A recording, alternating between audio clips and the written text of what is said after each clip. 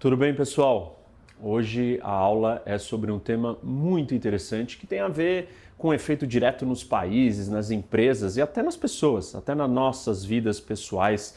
Eu quero responder ou mostrar, trazer um conceito aqui para vocês de como nós podemos sobreviver a situações drásticas, catastróficas, desastres, até um ataque nuclear. Que tipo de ferramenta ou que tipo de capacidade uma empresa, um país e nós, pessoas, podemos ter em face de um ataque ou de uma situação catastrófica como essa? A aula de hoje é sobre resiliência. Antes da gente começar, não se esqueçam, dá like no vídeo, sigam o canal, ativem o sininho para receber notificação quando tem vídeo novo, compartilhem com seus amigos e vem debater com o professor Rock.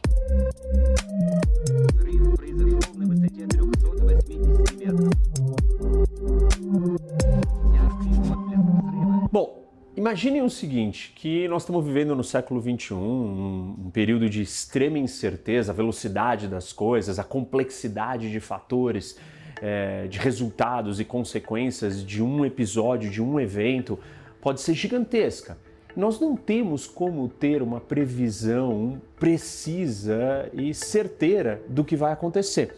Diante de um ambiente de incertezas, você precisa estar preparado para lidar com consequências, com riscos e com problemas. O que você, o que nós, ou o que países podem ter de ferramenta para lidar com situações muito catastróficas? Por exemplo, um ataque nuclear terrorista, ou uma guerra nuclear, ou um grande fenômeno natural, um tsunami, ou até mesmo uma pandemia. Que tipo de capacidade os países têm que desenvolver para lidar com situações como essa? Se não tem como eu prever, se eu não tenho como dizer assim, olha, vai acontecer tal coisa em tal momento, e nós vivemos sempre suscetíveis ao cisne negro, ao Black Swan, ou eventos gigantescos, inesperados, com baixa probabilidade, mas que cada vez acontecem mais, então talvez a probabilidade não seja tão baixa assim, e os resultados ou o impacto de um evento como esse são muito destrutivos, o que eu faço? Qual é a estratégia para eu lidar com situações como essa? A estratégia, ela é óbvia ou talvez até simples na teoria, mas na prática não tanto. É você estar preparado para absorver choques. Um país, uma nação, ela tem que ter capacidade de absorver o choque e retornar ao seu status anterior daquela catástrofe. Ou seja, isso a gente chama de capacidade de resiliência. Nas ciências, a resiliência é a capacidade de um material, após ser deformado, ele retornar para a sua forma original. É como se aquele impacto, aquele evento não tivesse força para te destruir. Então, ao invés de você ser frágil, você é resiliente. Você simplesmente consegue aguentar esse tranco, aguentar esses choques.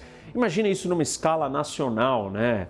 Que tipo de estratégia um país tem que desenvolver para conseguir ter essa capacidade de sobreviver, de se recuperar, de estar de pé novamente diante de situações muito terríveis. Eu falei recentemente para vocês em outras aulas sobre o terrorismo. E o terrorismo é uma dessas ameaças que não tem como você prever, você não sabe onde, como, quando vai acontecer.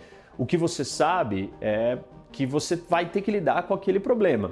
E o objetivo do terrorismo, por exemplo, é aterrorizar as pessoas, causar medo. Imagina que a sociedade volta ao normal o mais rápido possível, sem nenhuma distorção ou de uma forma bem natural. Nesse caso, o terrorismo perde. Ele deixa de alcançar o seu objetivo, que é causar medo, que é causar terror. Na aula que eu comento com vocês sobre o 11 de setembro, o passo a passo, né? Eu explico o que aconteceu com o quarto avião, que é United 93, que tem até o filme que eu sugiro. E aquilo é um exemplo prático e claro de resiliência.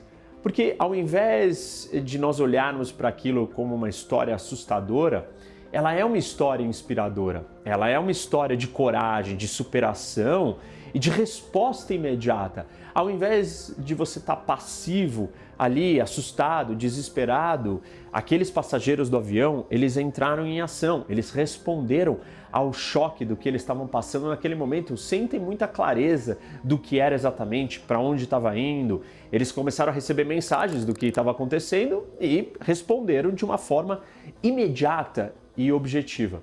Isso é um exemplo de capacidade de resiliência. Se toda a história do 11 de setembro fosse resumida ou fosse análoga a essa situação desse avião, a gente talvez não teria uma tragédia, mas teria só uma história de heróis.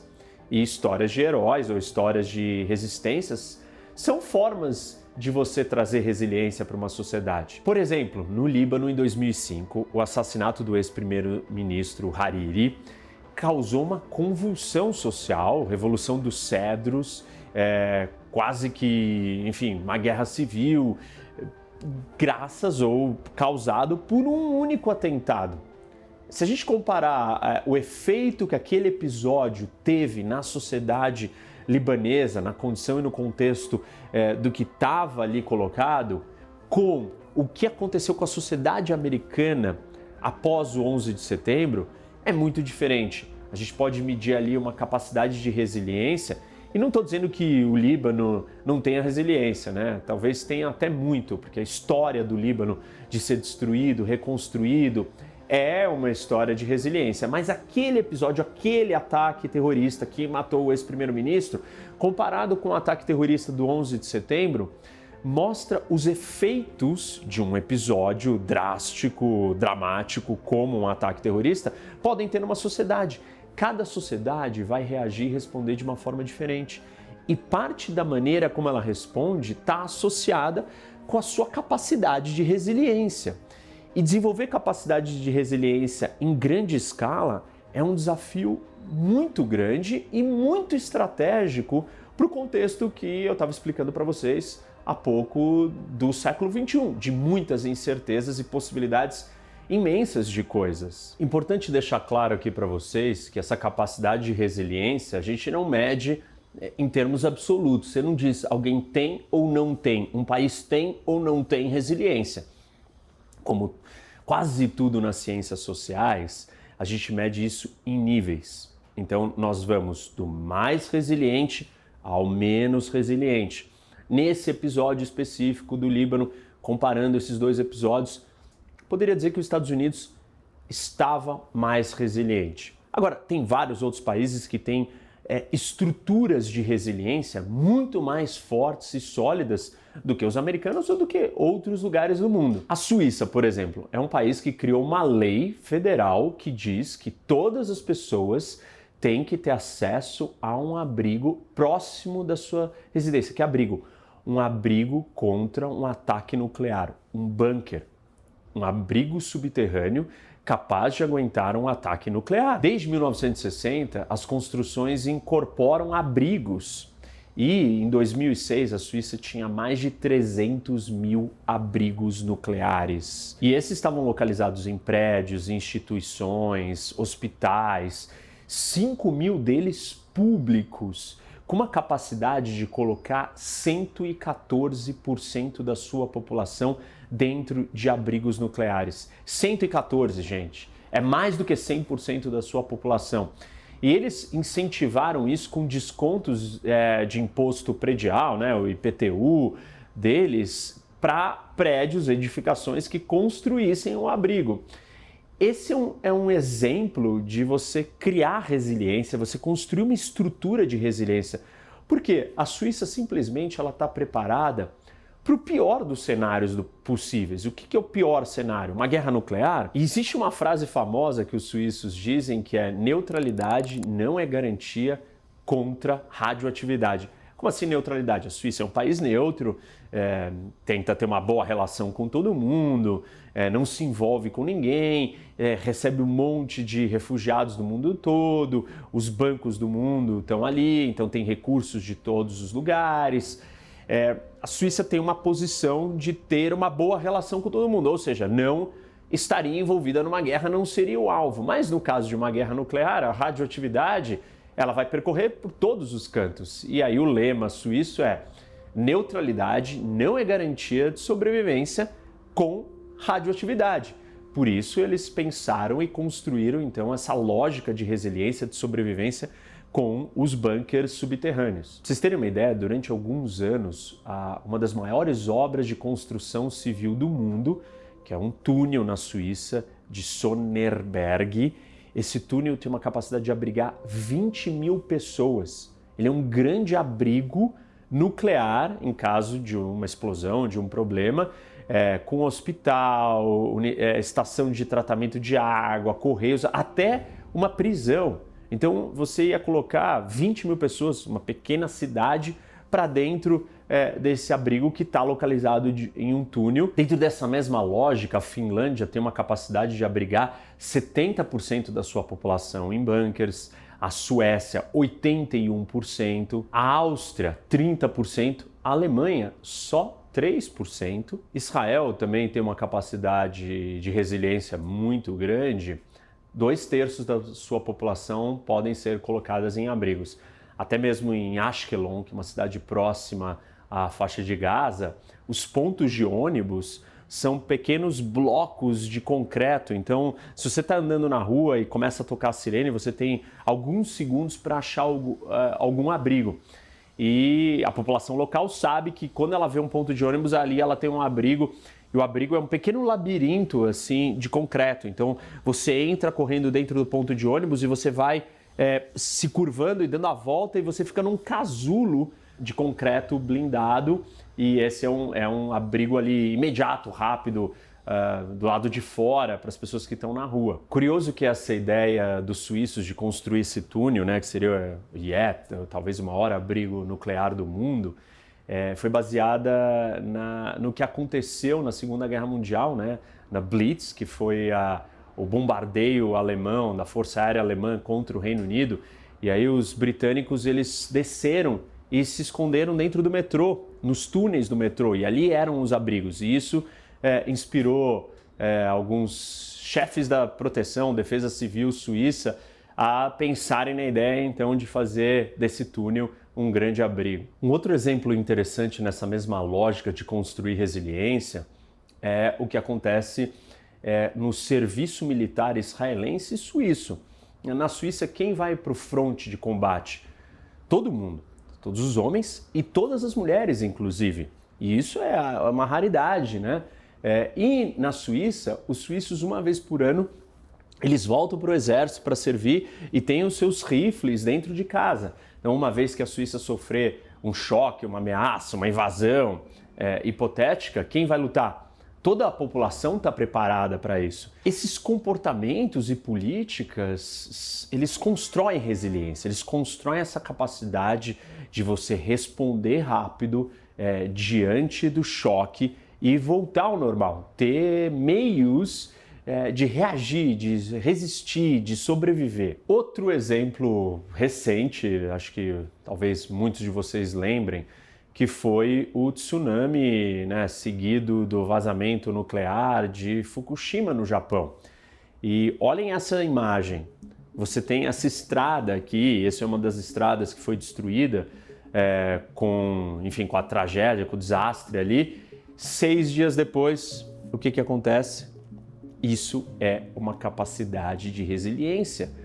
Olha quanto que os japoneses conseguiram voltar ao normal o mais rápido possível. Lembra, resiliência, né, na ciência é um material deformado, ele volta para sua forma original muito rápido, sem sofrer o dano ou o impacto daquele choque. Esse é um dos grandes casos, exemplos de muita resiliência. Se a gente for comparar isso com a estrada de Angra, né, a Rio Santos, quantos deslizamentos tem naquela estrada e quanto tempo se demora para consertar os deslizamentos? Se a gente olhar por esse ponto de vista, resiliência no Brasil é muito baixa, muito ruim. Mas a gente não pode só observar a resiliência do ponto de vista estrutural. E quando eu falo de abrigos nucleares, Quando eu falo de reconstrução de coisas físicas, nós estamos falando de uma resiliência estrutural. Mas existem outros tipos de resiliência, que é uma resiliência psicológica, cultural. E talvez nesse aspecto psicológico e cultural, nós aqui no Brasil tenhamos alta resiliência, né? Estamos acostumados sempre com todo tipo de problema, tudo dá errado, várias catástrofes, crises, uma atrás da outra. Não é catástrofes naturais, mas a gente tem muitas crises, muitos problemas, as coisas não funcionam no Brasil e o brasileiro ele continua firme, ele tem essa capacidade de adaptação. Apagão, tem apagão, vamos entrar na onda do apagão, vamos desligar tudo, vamos participar. Todo mundo participa. Agora estamos sofrendo de novo, talvez, essa ameaça de corte de energia. Então, o brasileiro ele está acostumado, ele tem um jogo de cintura. Esse jogo de cintura a gente pode observar como uma capacidade de resiliência. Certamente, é possível dizer que nós não temos resiliência estrutural. Se as coisas no Brasil levam anos e anos para caminharem, serem consertadas ou serem resolvidas em condições normais, imagine em condições de uma crise, de um caos, de um desastre, que é o momento que você mais precisa ter velocidade e ter a capacidade de resiliência. Então, dá para dizer que o Brasil tem uma resiliência cultural e psicológica e não tem uma resiliência estrutural, pensada, organizada, de resposta governamental. E outros países não, eles têm as duas. Por exemplo, Israel, que está acostumado a viver num ambiente de guerras, de confrontos, de ataques terroristas, de todos os tipos de ameaça, o governo tem colocado uma estrutura toda preparada para isso, e a gente pode assistir com os episódios recorrentes de guerras com grupos terroristas, com Hamas, foguetes lançados ou guerras convencionais, enfim, todo tipo de situação. Então você tem organizações de inteligência trabalhando com polícia local, com exército, sistema de defesa que derrubam mísseis inimigos, né? O Iron Dome, o trabalho da população local, das autoridades locais e da população local. A população local está preparada também, está acostumada. Então ali você tem um exemplo de uma resiliência cultural, psicológica, somada com uma resiliência estrutural, governamental. O Japão também. É um país que demonstrou ter as duas. Diante do tsunami, a gente pode comparar o que aconteceu com o Katrina nos Estados Unidos. E aí, houveram várias histórias do Katrina, por exemplo, em New Orleans, de saques, estupros, roubos. A sociedade ficou desgovernada, né? Com o problema criado pelo furacão, você levou ali a um salve-se quem puder, todo mundo tentando garantir o seu e a anarquia imperou, enfim, uma falta de ordem total. Vamos comparar esse episódio do Katrina com o tsunami no Japão. E aí no tsunami do Japão, as pessoas precisavam de água, não tinham água, estavam todos os japoneses ali em fila, quietos, em silêncio, esperando a sua vez para pegar água. Altamente disciplinados e organizados, não abalados em pânico, um matando o outro, as pessoas se esfaqueando, roubando, que é uma diferença total de resposta cultural e psicológica dos Estados Unidos para o Japão, nesse caso. Então a gente pode olhar para cada episódio e medir esses níveis tanto da resiliência estrutural quanto da resiliência cultural ou psicológica. Vocês devem estar se perguntando, bom, mas e aí, Reni, como é que se constrói então resiliência? O primeiro passo é o mais difícil, o mais longo prazo, que tem a ver com atitude comportamental, com educação, se preparar, aprender com as situações e com os erros. O exemplo aqui seria o 4º avião do 11 de setembro. A ênfase dos americanos teria que ser na tragédia que amedrontava, assustava e trazia mais medo, ou no 4º avião, que foi um exemplo de coragem, de heroísmo.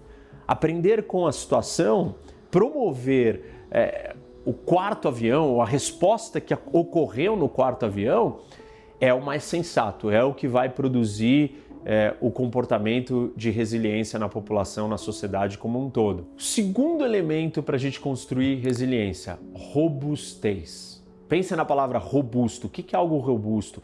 Algo sólido, firme, forte. Como é que você cria algo robusto? Você precisa ter alguma coisa que aguente impactos. E aí eu não estou falando coisas físicas só, mas você como pessoa, a sua empresa, o seu país, a sociedade como um todo tenha que ser forte. Não é forte de força física, mas forte para aguentar trancos. Você tem que ser sólido, você tem que ter capacidade de continuar operando diante do problema. Você precisa de sistemas redundantes. O que é isso? Do ponto de vista físico, você tem um sistema de computador ou uma antena de celular. Você não tem só uma, você tem uma outra redundante ali. Então caiu uma, a segunda entra em operação. E 3 e 4, você vai criando redundâncias. E você tem que fazer isso com a sociedade. A sociedade precisa estar preparada para ter as suas redundâncias.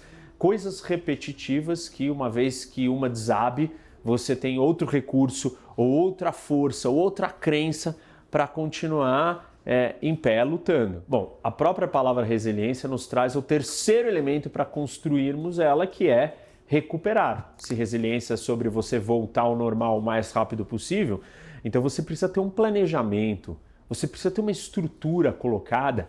Como que a sua vida volta ao normal? Como que a cidade volta ao normal? Esse plano de ação, das coisas serem colocadas nos seus devidos lugares, é muito importante para você ter resiliência. E por fim, o quarto elemento são os recursos. E aí eu não estou me referindo a ter os recursos físicos. Eu tenho muitos aviões, eu tenho muitos carros, eu tenho muitas antenas de celulares. Não é isso. Recursos são os recursos seus, a capacidade de organização, a capacidade de você escolher, definir quais são os elementos prioritários a serem tratados. Então você está no meio de uma pandemia. O que é prioridade? As pessoas precisam de respiradores nos hospitais? Elas precisam de máscara ou elas precisam de vacina? A escolha dos esforços, do direcionamento dos recursos, a gente chama de recurso. Não é o recurso em si, mas é como que você vai gerenciar as suas capacidades, quem faz o quê? Qual é a cadeia de comando? Quem dá a ordem? Quem está livre para escolher e tomar decisões para que você ganhe agilidade, respostas rápidas?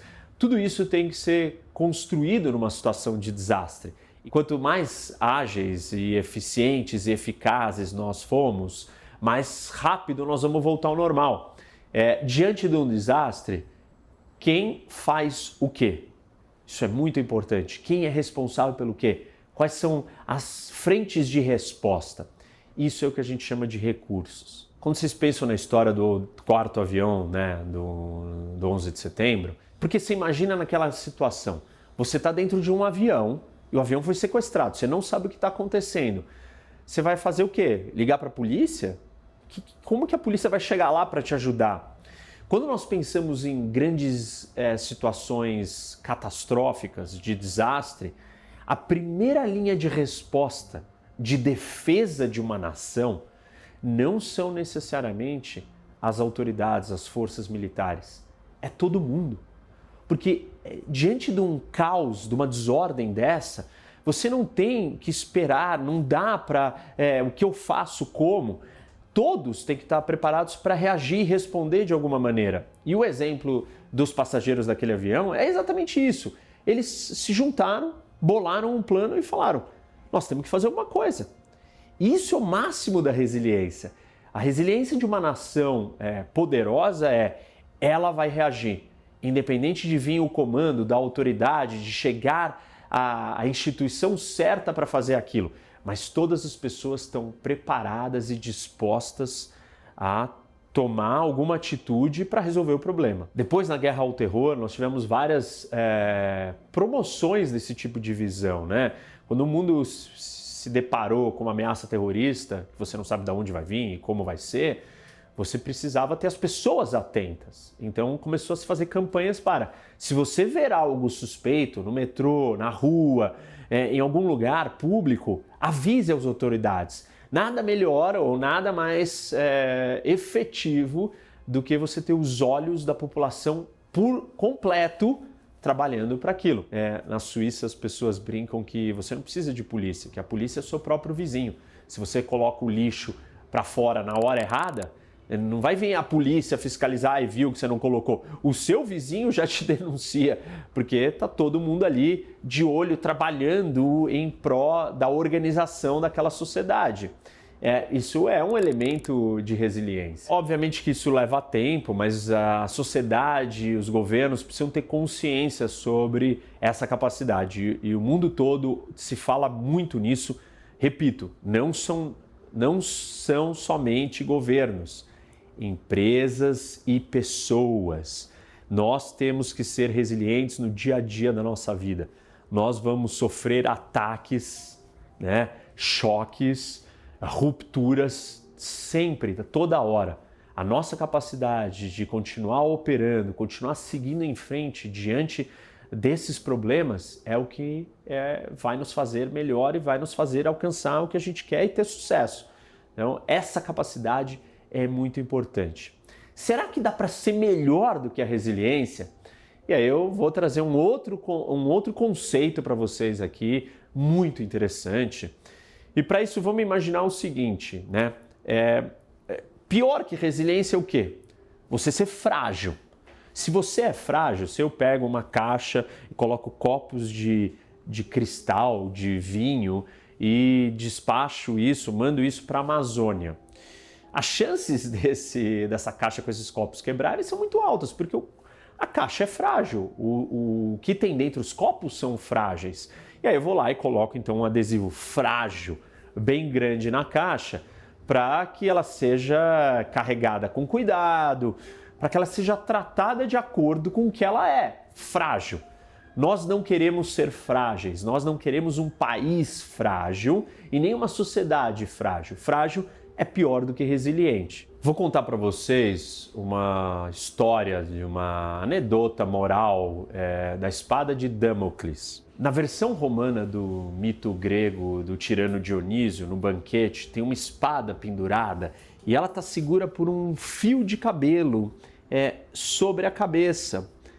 E ela cai, obviamente, porque ela está muito frágil, muito vulnerável, cai sobre Damocles. O Dionísio ele troca de lugar com Damocles para ele experimentar o que é a vida do poder. E na verdade essa anedota moral, essa historinha, ela quer exemplificar como que aqueles que têm poder estão sob constante ameaça de outros tentando derrubá-los. A espada representa a ruptura e a queda iminente daquele que está no poder, dado a pressão, as armações para destruírem aquele que está na posição de destaque. Mas essa história ela é um exemplo de fragilidade e nessa situação o poder é muito frágil, aquele que está no poder é muito frágil. Mas isso é uma situação de que não importa, você pode esquecer da espada, você pode não pensar nela, mas ela está ali pronta a qualquer momento para cair e cortar a cabeça de alguém. E nesse caso, é uma situação de muita fragilidade. Isso não é um exemplo de resiliência, isso é fragilidade. Vamos sair da fragilidade e ir para o resiliente. Acho que vocês já entenderam. Algo resiliente é aquilo que tem capacidade de resistir ao choque. Então, algo frágil é vulnerável. O resiliente não é vulnerável. Por quê? Vem o choque, vem o ataque, você chacoalha a caixa, imagina esse copo. Então, o copo de cristal lá, de vinho, está dentro da caixa, só que é resiliente. Então, você joga a caixa, o copo quebra e as partículas do copo, de alguma maneira, se conectam novamente e o copo é reconstruído, ele volta à sua forma original. Ou a caixa. Existem umas malas, inclusive, que você amassa elas e depois elas voltam ao normal, à sua forma original. Esse é um exemplo de resiliência. Eu poderia colocar na caixa escrito robusto, ou seja, resiliente. Faça o que você quiser aqui que volta ao normal. Ele volta à sua posição original, ao que era. Vou contar para vocês uma outra legenda que foi reciclada pelos gregos, emprestada dos semitas e dos egípcios, que é a história da fênix, o pássaro com esplêndidas cores que, quando destruído, entrava em combustão e das suas cinzas ele renascia. Renascia e voltava ao seu estado natural, o seu estado inicial, o seu estado primeiro, como a história da resiliência. Então, a fênix é um exemplo disso. Talvez usei a situação do Líbano. Beirute, a capital do Líbano, pode ser chamada de uma fênix. E o Nassim Taleb, que é um escritor que, aliás, eu sugiro para vocês, e ele tem um livro inteiro sobre esse conceito que eu quero explicar para vocês. Já vou falar o nome, então não vou citar qual é o livro ainda, daqui a pouco eu explico, porque senão vai perder a lógica aqui do raciocínio. Mas a fênix é um exemplo disso, e Beirute é uma cidade que foi destruída e se reconstruiu, voltando ao seu estágio natural. Essa é uma lenda de resiliência. Agora, cheguei onde eu queria explicar para vocês, então, será que tem algo melhor do que a resiliência? E eu estou falando que a melhor estratégia para um país de sobrevivência é a sua resiliência. Dá para ser melhor do que resiliente? Dá para ser mais? Dá para uma sociedade ser ainda maior? Um indivíduo ser melhor ou ter algo melhor do que ser resiliente? Dá. Imagina o nosso exemplo das caixas com os copos de cristal e tal, e aí você coloca um adesivo assim: não tome cuidado, tente quebrar. No primeiro era cuidado, frágil. No segundo era robusto. Você vai fazer o que você quiser, ela vai voltar a ser o que era. E nessa terceira opção, eu estou dizendo para vocês: quebrem, tragam choques, tragam problemas. Quanto mais problemas você fizer, melhor isso fica. Nossa, que curioso. E aí sim, o Nassim Taleb, que é o escritor do livro Cisne Negro, ou Black Swan, que aliás sugiro que vocês leiam. Todos os livros do Taleb são importantíssimos. Você tem uma coletânea inteira que chama Incerto, que aí tem o Cisne Negro, Fool by Randomness, você tem o Antifrágil, que é isso que eu estou explicando aqui para vocês, e alguns outros, Skin in the Game, e esses livros todos têm em português. Então, Nassim Taleb, T-A-L-E-B, Taleb. É um dos grandes pensadores da atualidade, é um cara muito profundo, muito interessante, traz insights muito importantes para a gente entender o mundo hoje, não só no mundo das finanças, mas para a nossa vida como um todo. Ele é um cara do mercado financeiro e tal, mas muito crítico, e isso é interessante no livro dele. Enfim, ele escreveu um livro que se chama Antifrágil, e ele está dizendo qual é o oposto de ser frágil. O oposto de ser frágil não é a mesma coisa que ser resiliente, porque resiliente você volta à sua posição original. O antifrágil, ele fica mais forte uma vez que quebrado, uma vez que recebe o choque. Cada vez que você é atacado, você cresce maior ou melhor. É interessante que no livro o Taleb explica que não existia uma palavra, por isso que ele teve que chamar de antifrágil. Mas o fato de não existir o vocabulário para definir isso não significa que a propriedade da antifragilidade não exista. Muito ao contrário, se nós começarmos a observar para o nosso corpo, para o organismo e para muitas coisas no nosso funcionamento biológico, a característica da antifragilidade está presente. Um osso, quando você quebra, a fratura, a calcificação posterior, aquilo pode ficar mais forte. Exercícios físicos, o crescimento do músculo, como que você faz o músculo crescer? Com a ruptura. A ruptura do músculo, ele vai crescer mais forte, ele aumenta de tamanho. Então, nós estamos acostumados, o nosso corpo, pelo menos, está acostumado com o fenômeno da antifragilidade. Nós temos que incorporar isso na nossa vida. Como diz o ditado já, aquilo que não te mata te fortalece. Esse é o conceito por trás da ideia de antifrágil. Essa é a ideia de antifragilidade. A antifragilidade te faz ainda maior, ou melhor, ou mais forte. E nós temos múltiplos exemplos. Nós podemos olhar para situações comuns, pessoas que perdem alguém querido, ou ela fica muito fragilizada, muito triste, ou aquilo fortalece ela. E ela está preparada para novos desafios na vida. A gente pode imaginar empreendedores de startup, conforme vai passando pelos tormentos, pelas turbulências, vai ficando mais forte, mais capaz, com mais experiência, e a empresa então vai crescendo cada vez mais. O Taleb, ele cita no livro dele uma situação de que se você às vezes está em casa sozinho lendo, em pleno silêncio, você não está tão concentrado quanto se você não estiver num lugar que tem algum ruído. Claro, se você estiver sentado numa pista de um aeroporto e um avião decolando do seu lado, você não vai conseguir se concentrar para ler, porque o distúrbio é muito grande. Mas se você estiver num café com mais pessoas falando, às vezes isso te deixa mais concentrado, com uma capacidade de leitura melhor. Então, nós temos inúmeras situações que nos fazem antifrágil. Melhor do que ser resiliente seria ser antifrágil. Claro que aí o nível de capacidades a serem desenvolvidas é muito maior, mas todos nós temos alguma situação, alguma condição de que um choque fez a gente melhor. E não só voltar ao que éramos, não só voltar ao normal, mas fez que a gente nos tornássemos pessoas melhores. Isso acontece com várias sociedades. A gente pode olhar para a sociedade alemã e japonesa. No final da Segunda Guerra, eles tiveram que passar por uma transformação psicológica. Sociedades extremamente regradas, disciplinadas, prósperas e pacíficas hoje em dia. Foi um trauma, foi aquele choque da Segunda Guerra Mundial que fez elas se transformarem. Então essas transformações, elas acontecem numa escala coletiva e acontecem numa escala de um Estado. Melhor do que resiliência nós sermos antifrágil. Então pensem aí como que você pode desenvolver as suas habilidades de resiliência e de antifragilidade. E leiam o livro do Taleb, recomendo muito, vale muito a pena, é muito interessante. Bom, pessoal, espero que vocês tenham gostado. Não esqueçam de dar like no vídeo, sigam o canal. Muita gente ainda não está seguindo o canal.